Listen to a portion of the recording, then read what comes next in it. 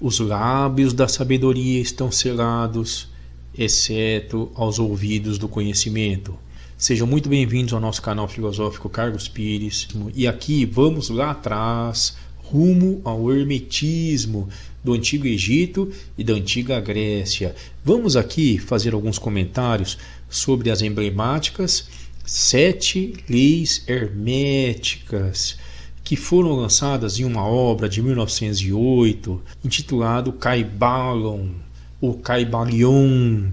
Ali está a síntese das regras, das leis, do sentido e essência da existência para Hermes Trismegisto, aquele mago que viveu ali no Egito, que escreveu aquela obra antológica, o Corpus Herméticos. Cuidado se você for comentar sobre essa obra perto de algum religioso aí, muito fiel, hein?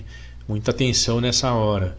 Será que essas 7 leis herméticas têm algum valor para nós ainda no século XXI? Ou será que é só entulho anacrônico lá do passado, dessa tradição esquisita para muita gente, que até dá medo, confundem com alguns cultos aí das trevas?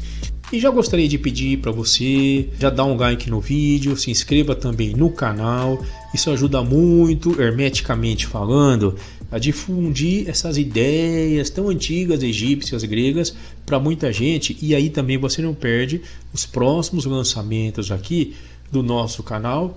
Obrigado. A primeira lei é a lei do mentalismo. O todo é mente, o universo é mental. Por essa regra, por esse princípio, Hermes Trismegisto, ou os autores lá do livro Kybalion, afirmam que o universo funcionaria como uma grande mente, um cérebro gigante. Através desse elemento, desse órgão monumental, que seria o cérebro ou a mente divina de Deus, tudo foi criado. E um pensamento dessa mente poderosíssima criou tudo. Criou o universo, criou a energia, a força, a beleza.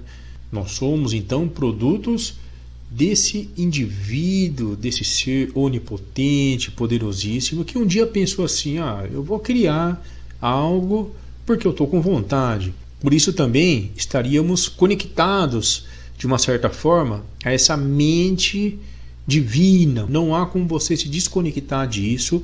Seria mais ou menos o que Jung falou, o imago Dei, aquela atração, aquela forma que nós temos arquetípica no nosso subconsciente, que nos obriga a manter essa relação de dependência ou de interdependência entre nós profanos e o cérebro gigantesco que nos criou através de um pensamento, de um verbo, e um dia desejou que tudo existisse.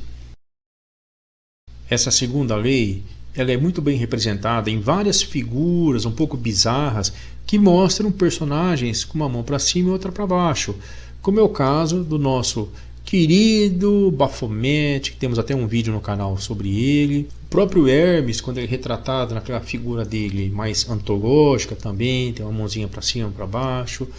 É o que está em cima, é o que está embaixo, correlacionado.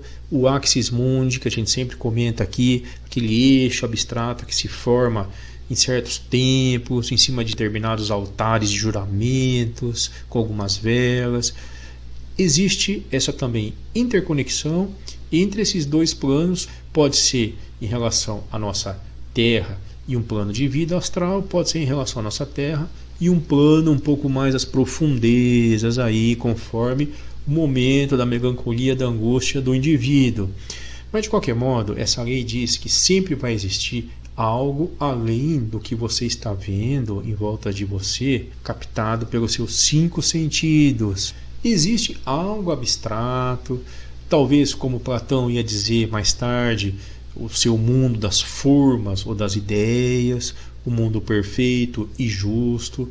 Não temos condição de ter um certo equilíbrio mental e psicológico se você acreditar que existe só esse mundo duro, esse mundo darwinista, o mundo maquiavélico, digamos assim, até da própria natureza. Isso não satisfaz, a nossa mente, repleta de afetos, apetites, dúvidas, incertezas, dramas existenciais. É necessário que a gente tenha esse seara, esse esteio, esse paraíso, esse cosmos, em algum lugar que seja, em cima ou embaixo, que nos dá um certo conforto de saber que o caos que nós captamos aqui no nosso mundo horizontal da Terra não é o único. Existe algo além disso e que certamente é o que nos controla, é o que dita os nossos desígnios, destinos, sorte, azar, fortuna ou miséria. Se existir só nós aí na parada, fica uma situação muito solitária, desamparada, a gente vai sentir um vazio muito grande. A terceira lei é a lei da vibração.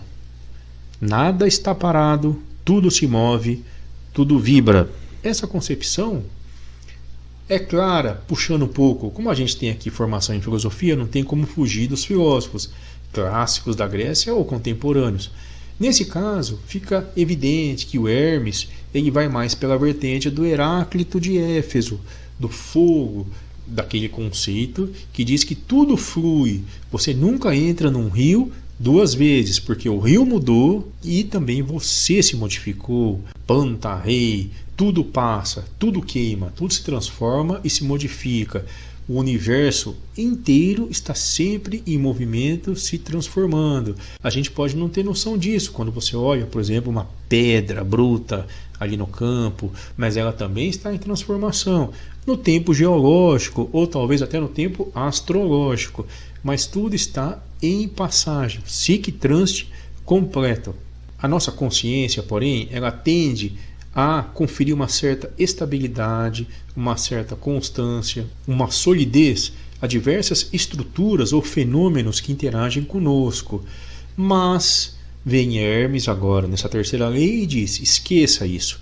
Não existe estabilidade, não existe sabedoria, fortaleza, um sustentáculo que mantém tudo sólido no ar. Pelo contrário, tudo se desmancha, assim como nós mesmos, né? Eclesiastes, do pó ao pó, nós estamos sempre em passagem. Tudo bem, você pode até achar que você está passando do estado animal para o estado líquido, depois mineral ou até vegetal, não importa, mas que existe transformação constante, existe. A quarta lei é a lei da polaridade. Tudo é duplo. Tudo possui dois polos. Esse é aquele antigo princípio que vem lá dos orientalismos, do yin e yang no Tao. A gente conhece muito bem aquela cosmogonia também grega, antiga, que diz que no princípio existia um todo, a mônada, e depois dali emergiram, eclodiram os elementos que iam criar o universo, sempre aos pares. Então, luz e trevas, humano e divino, polo norte, polo sul, bem e mal. Nenhum desses componentes, elementos, existe por si ou de forma isolada, exclusiva. Um polo sul não faz sentido sem o polo norte. Essa lei é muito sábia e nos confere também um certo conforto psicológico, porque a gente sempre tende a raciocinar dessa forma, aos pares. Note bem, até nas artes, nos romances, filmes, sempre tem o bonzinho e o malvado. Nessa visão da natureza hermética, os dois corpos ou fenômenos formam um só, um único conjunto hermeticamente conectado. Mais ou menos como aquelas estrelas binárias, duas, que se organizam ali em torno de um eixo, não conseguem se desconectar nem se distanciar. Da mesma forma, essa interconexão ocorre entre nós aqui do canal e vocês aí que apreciam essas perspectivas simbólicas. A quinta lei é a lei do ritmo. Tudo tem fluxo e refluxo. Isso aqui remete àquela história também do caos, do cosmos, da criação e da destruição. Esse fluxo e refluxo sempre busca o equilíbrio. Então temos alguns momentos em que há caos e depois cosmos, destruição e reconstrução. Nós temos É como aquele pêndulo, né, que uma hora vai para lá, o de Foucault, ou o pêndulo de Schopenhauer, e depois vem para cá. Esse movimento de fluxo e refluxo das marés, muito utilizado também em várias sociedades iniciáticas, ele nos remete à tendência ao equilíbrio. Então as forças vão para uma direção, sempre retornam. Os princípios masculino e feminino se manifestam, estão presentes em todos os planos da existência. Aqui Hermes e os 3 iniciados autores do livro descambam para uma vertente que na época era muito clara e definida, a diferença entre masculino, feminino, ativo, passivo. Na tradição da estética de vários templos que tem colunas, teríamos uma coluna da beleza, que é o feminino, e uma coluna da força, que é o masculino. Mas de qualquer modo, temos sempre essa dicotomia, mas eles também se complementam, interagem em conjunto. Essa lei, ela complementa e é mais ou menos derivada da anterior, mas explica muito claramente: sem essas duas faces, masculino e feminino, não conseguimos ter também aquele ajuste adequado na forma com que nós encaramos o mundo. Os dois sempre caminham juntos, e isso também, obviamente, independente da questão biológica, fisiológica ou de opção política. Essa lei do gênero, em que a tradição hermética diz que existe sempre um princípio masculino e feminino em tudo, será que ela tem valor ainda hoje, com essas transformações que ocorrem nas sociedades, no mundo? Muita gente acredita que não. Hoje em dia já não tem mais nada a ver essa questão de gênero. Será? A 7ª lei é a lei da causa e efeito. Diz que toda causa tem algum efeito, ou todo efeito sempre foi gerado por uma causa. Existem muitas formas de você interpretar a questão da causalidade, mas ela está em todos os fenômenos, nada escapa a essa lei. Então aqui fala sobre a questão de que nada acontece por acaso, nada é aleatório, não existe uma imprevisibilidade, tudo ocorre devido a um fato gerador. No caso nosso, sempre que a gente tem alguma atitude, algum gesto, pensamento, a gente faz algum movimento aí no teatro da existência, temos que arcar com a responsabilidade da consequência dessa nossa ação. Essa regra tem muito a ver com isso, com a nossa responsabilização pelas nossas atitudes. E tem ecos também em algumas tradições orientalistas, como a gente vê lá no hinduísmo, no budismo, aquela questão do karma. E pelo princípio hermético, não há como escapar. O que você fizer vai ter o seu efeito, seja para o bem, digamos, né? Ou seja, para o mal.